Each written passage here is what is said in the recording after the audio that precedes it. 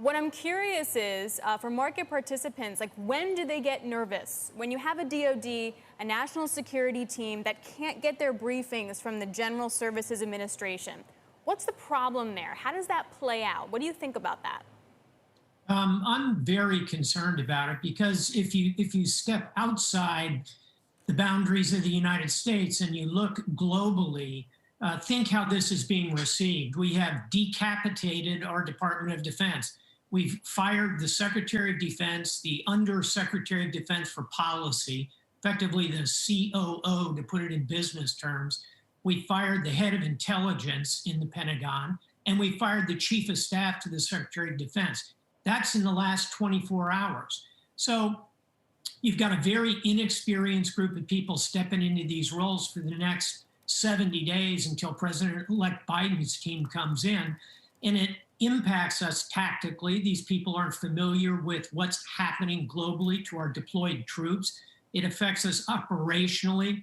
They're ill-equipped to step in and make decisions about should that carrier battle group go to the Arabian Gulf or the South China Sea. And strategically, for example, they're being handed the nuclear codes, which they've never touched, never worked with, never practiced. So, yeah, we got to be pretty concerned right now.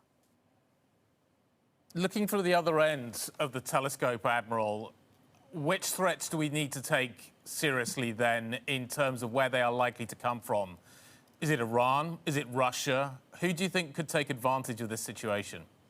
Yeah, I think here's the good news. The good news is that our professional uniformed military are on the job. They're not paying attention to what's in the rearview mirror, and they are going to continue to be a formidable deterrent globally as they operate today, which is, of course, Veterans Day here in the United States.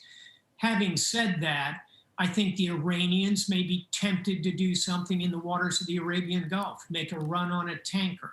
I think that Kim Jong-un could miscalculate and decide this would be a perfect time to launch and test intercontinental ballistic missile. You could see China putting more pressure on Taiwan, cracking down on Hong Kong. So there are certainly many out there, and the top of the list to conclude would be Russia, which would look at this as a pretty tasty time to do something in the world of cyber. So there's plenty of threat out there. The Pentagon is in disarray on the civilian side. Again, the good news on Veterans Day is the uniformed military is on the job and on watch. We'll get through this, but it is a very turbulent, choppy time. And to that point, Admiral, we'd like you to thank you for your service on this Veterans Day as well. Thank you for bringing that up a few times as well. So to that point, Hong Kong opposition quit en masse due to new China powers in Hong Kong, for example. What does Vice President-elect Biden do about that now? He's already reaching out to world leaders. Can he help stem this? I think he can, Alex. And really the larger point here is, unlike 4 years ago, where you had an inexperienced president come into office, inexperienced to say the least, here you have arguably the most experienced American stepping into the office. He spent 8 years as the vice president, and before that, decades as the chairman of the Senate Foreign Relations Committee. He is well prepared. The team he's bringing in around him all served at cabinet level or sub-cabinet level.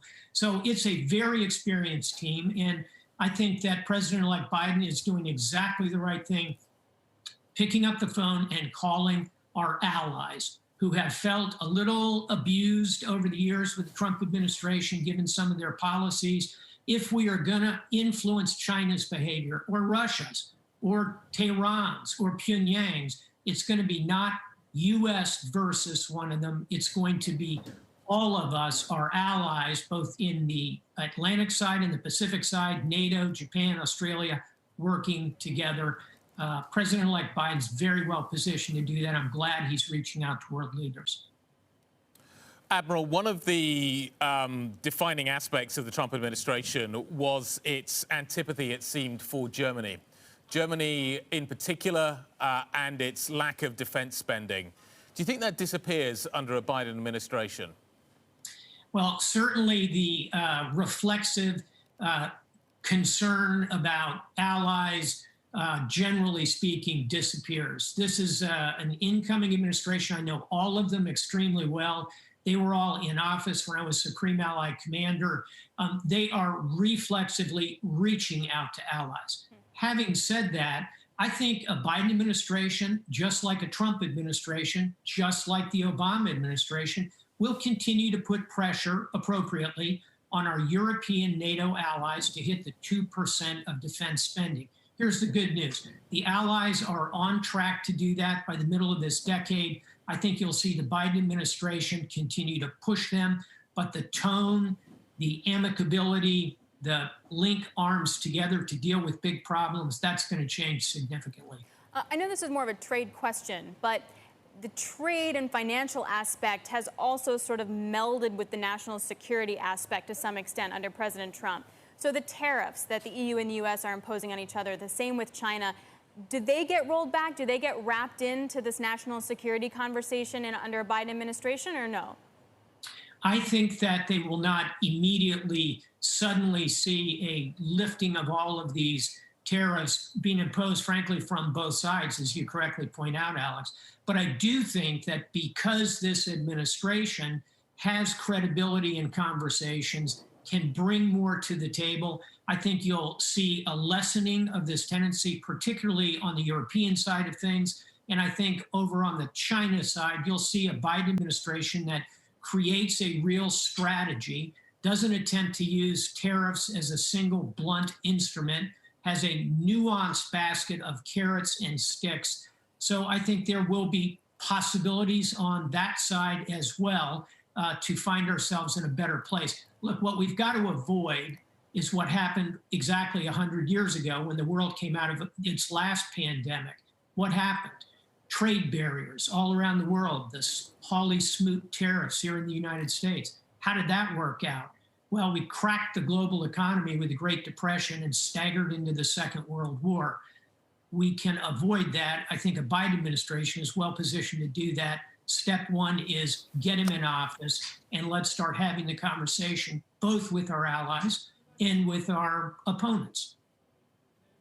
So if you read your Clausewitz, you would assume that war is a mercantile process. So maybe they're kind of rolling these things into the same bucket actually in some ways is an effective strategy.